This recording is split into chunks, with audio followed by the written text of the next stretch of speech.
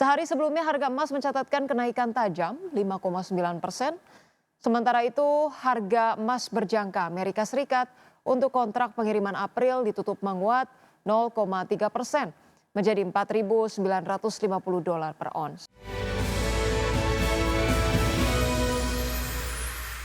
Pemirsa, harga emas berbalik arah dan melemah pada perdagangan Rabu seiring penguatan dolar Amerika Serikat dan aksi ambil untung investor setelah rally tajam sebelumnya.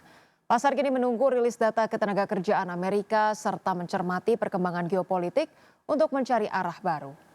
Harga emas spot turun 0,3% menjadi $4.924 per ons setelah melonjak hingga 3,1% pada awal sesi. Sehari sebelumnya harga emas mencatatkan kenaikan tajam 5,9%. Sementara itu harga emas berjangka Amerika Serikat untuk kontrak pengiriman April ditutup menguat 0,3% menjadi $4.950 per ons. Indeks dolar Amerika Serikat bertahan di level tertinggi lebih dari sepekan, membuat emas yang diperdagangkan dalam denominasi greenback menjadi lebih mahal bagi pembeli di luar negeri.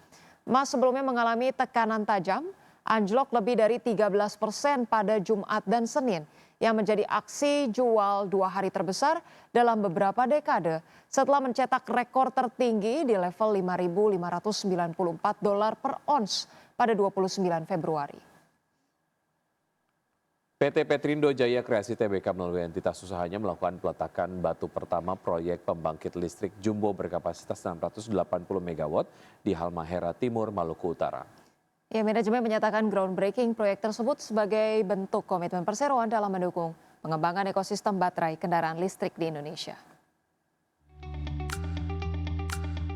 Emiten afiliasi konglomerat Prayogo Pangestu PT Petrindo Jaya Kreasi Tbk melalui entitas usahanya melakukan peletakan batu pertama proyek pembangkit listrik jumbo berkapasitas 680 MW di Halmahera Timur, Maluku Utara. Proyek tersebut digarap oleh PT Gunadarma Integra yang merupakan entitas usaha yang dimiliki perseroan melalui PT Volta Daya Energi Indonesia. Groundbreaking proyek yang berlokasi di kawasan industri terintegrasi Feni Haltim Industrial Park, Halmahera Timur, Maluku Utara itu dilaksanakan pada Rabu 4 Februari 2026. Direktur Utama Petrindo Jaya Kreasi Michael mengatakan groundbreaking proyek pembangkit listrik itu merupakan komitmen Petrindo untuk berkontribusi serta berperan aktif dalam mendukung pengembangan ekosistem baterai kendaraan listrik sekaligus terus meningkatkan nilai tambah bagi sektor energi dan industri nikel di Indonesia. Sebagai catatan, FHT Industrial Park merupakan kawasan industri terintegrasi sebagai bagian dari implementasi strategi hilirisasi mineral pemerintah Indonesia untuk merealisasikan potensi pengembangan pusat industri baterai kendaraan listrik di dalam negeri. Berbagai sumber, IDEX Channel. Pemirsa, emiten petrokimia milik Taipan Prajogo Pangestu PT Chandra Asri Pacific Tbk atau TPIA berencana melakukan pembelian kembali saham atau buyback dengan nilai fantastis mencapai 2 triliun rupiah. Langkah ini diambil di tengah dinamika pergerakan harga saham perseroan sekaligus menjadi sinyal optimisme manajemen terhadap prospek kinerja ke depan. Emiten petrokimia milik Taipan Prayogo Pangestu PT Chandra Asri Pacific Tbk atau TPIA berencana melakukan pembelian kembali saham atau buyback dengan nilai fantastis mencapai 2 triliun rupiah. Langkah ini diambil di tengah dinamika pergerakan harga saham perseroan sekaligus menjadi sinyal optimisme manajemen terhadap prospek kinerja ke depan. Berdasarkan keterbukaan informasi, buyback akan dilaksanakan tanpa melalui mekanisme rapat umum pemegang saham atau RUPS. Periode pembelian kembali dijadwalkan berlangsung mulai 4 Februari hingga 3 Mei 2026.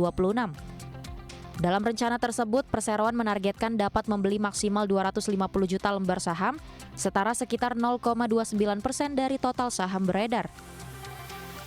Manajemen menyebut aksi korporasi ini merupakan upaya untuk meningkatkan nilai bagi para pemegang saham. Selain itu, buyback juga diharapkan mampu membuat pergerakan saham lebih mencerminkan kondisi fundamental perusahaan. Langkah ini sekaligus dilakukan untuk menjaga kepercayaan publik dan investor terhadap kinerja perseroan. TPIA menilai program buyback dapat memberikan sentimen positif di pasar, terutama di tengah fluktuasi harga saham belakangan ini. Kebijakan ini juga menjadi sinyal bahwa manajemen percaya terhadap prospek bisnis dan pertumbuhan perusahaan ke depan. Dengan dukungan fundamental yang dinilai solid, perseroan berharap minat investor tetap terjaga. Berbagai sumber IDX Channel. Pemirsa, di tengah meningkatnya ketegangan Amerika Serikat dan Iran diperkirakan akan menggelar perundingan nuklir di Oman pada Jumat 6 Februari mendatang. Presiden Amerika Serikat Donald Trump mengatakan hal-hal buruk kemungkinan akan terjadi jika perundingan tidak menghasilkan kesepakatan. Amerika Serikat dan Iran diperkirakan akan menggelar perundingan nuklir di Oman pada Jumat 6 Februari mendatang. Di tengah meningkatnya ketegangan setelah Presiden Amerika Serikat Donald Trump memperkuat kehadiran militer di Timur Tengah dan memperingatkan potensi konfrontasi jika kesepakatan gagal dicapai. Trump mengatakan bahwa hal-hal buruk kemungkinan akan terjadi jika perundingan tidak menghasilkan kesepakatan. Pernyataan tersebut meningkatkan tekanan terhadap Iran dalam kebuntuan yang telah diwarnai ancaman saling serang udara serta memicu kekhawatiran eskalasi menuju konflik yang lebih luas. Iran menegaskan tidak akan memberikan konsensi terkait program rudal balistiknya yang disebut sebagai garis merah dalam negosiasi. Pemerintahan Trump menyetujui permintaan Iran untuk memindahkan lokasi perundingan dari Turki ke Oman. Namun pembahasan masih berlangsung mengenai apakah negara-negara Arab dan Muslim di kawasan akan ikut serta dalam perundingan tersebut. Sebelumnya ketegangan meningkat usai militer Amerika Serikat pada Selasa menembak jatuh sebuah drone Iran yang disebut berperilaku agresif saat mendekati kapal induk USS Abraham Lincoln di Laut Arab. Adapun peningkatan kehadiran Angkatan Laut Amerika Serikat terjadi setelah Iran melakukan penindakan keras terhadap demonstrasi anti pemerintah bulan lalu yang disebut sebagai kerusuhan domestik paling mematikan sejak revolusi Iran 1979. Trump yang akhirnya tidak merealisasikan ancaman intervensi langsung kemudian menuntut konsensi nuklir dari Iran dan mengirim armada militer ke perairan dekat negara tersebut. Berbagai sumber, IDX Channel. Terima kasih Anda masih bergabung bersama kami. Pemerintah menyiapkan program insentif untuk Ramadan dan Lebaran 2026 dengan anggaran sebesar 12,88 triliun rupiah. Ya, insentif tersebut berupa diskon tarif transportasi hingga bantuan sosial sektor pangan. Menjelang bulan suci Ramadan dan Lebaran 2026, pemerintah menyiapkan program insentif khusus dengan anggaran sebesar 12,88 triliun rupiah. Menteri Koordinator Bidang Perekonomian Erlangga Hartarto menegaskan, insentif yang diberikan berupa diskon tarif berbagai moda transportasi hingga bantuan sosial, seperti bantuan beras dan minyak goreng, di mana insentif moda transportasi berupa diskon tiket yang mencakup diskon tiket pesawat, kereta api, angkutan laut, angkutan darat, dan diskon tarif jalan tol. Insentif diskon tarif transportasi yang diberikan berkisar 15 hingga 30%.